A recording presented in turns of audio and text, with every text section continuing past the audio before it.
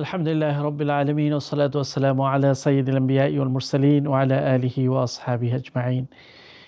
বছরে চাকা ঘুরে আমাদের কাছে আবারও আসছে জিলহজ, একটি হারাম মাস।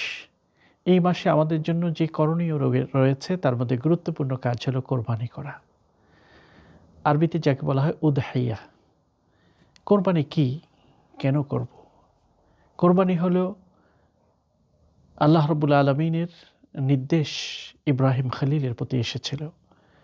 তিনি চেয়েছিলেন আল্লাহর ভালোবাসা তার অন্তরে বেশি না তার সন্তানের ভালোবাসা বেশি, সেটার একটি পরীক্ষা চেয়েছিলেন। এবং তিনি নির্দেশ দিলেন, অনেক বছর পরে বয়োবৃদ্ধ অবস্থায় যে সন্তানকে পেয়েছে, নির্দেশ দেওয়া হলো সেই সন্তানকে তুমি কোরবান করো আল্লাহর জন্য। তিনি প্রস্তুত। তিনি প্রমাণ করেছেন সকল প্রস্তুতি সম্পন্ন করার মাধ্যমে আল্লাহই তার কাছে প্রিয় সন্তানের চেয়ে।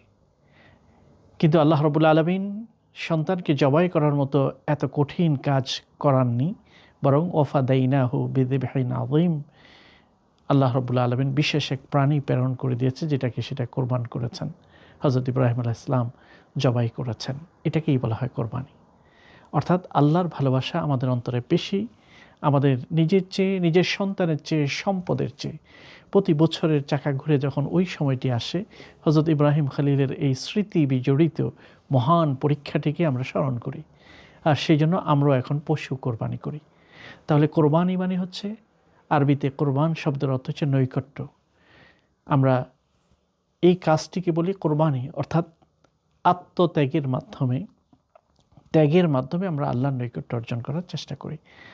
আরবিতে এটাকে উদহিয়া বলা হয়, কারণ এই জবাইটা করতে হয় মিড মর্নিং, অর্থাৎ সূর্য উঠে যাওয়ার পরে, সালাতুল ঈদ আদায়ের পরে। আর ওই সময়টার নাম হলো দোহা। আর সেই সময়ে যেহেতু এটা করা হয়, এই কারণে এটাকে উদহিয়া বলা হয়। এর মাধ্যমে আমরা আল্লাহর ভালোবাসাকে প্রমাণ করি এবং আল্লাহর নৈকট্য অর্জন করার জন্য চেষ্টা করি। আমরা প্রতিটি পরিবারের পক্ষ থেকে, স্বাবলম্বীর পক্ষ থেকে একটি করে পশু কোরবানির মাধ্যমে আমরা আল্লাহ রাব্বুল আলামিনের সান্নিধ্য অর্জন করার চেষ্টা করি এবং নিজেরও খাওয়া দাওয়া করি এবং পাশাপাশি অন্যদেরকে খাবার উপহার দিয়ে থাকি। এটাই হচ্ছে কোরবানির একটা স্পিরিট, যেটা ইসলাম আমাদেরকে শিক্ষা দিয়েছেন। মহান রব্বুল আলামিন আমাদেরকে আল্লাহর ভালোবাসাকে প্রাধান্য দিয়ে জীবনযাপন করার তৌফিক দান করুন। কোরবানির এই মহান শিক্ষাকে ধারণ করার তৌফিক দান করুন। আমিন।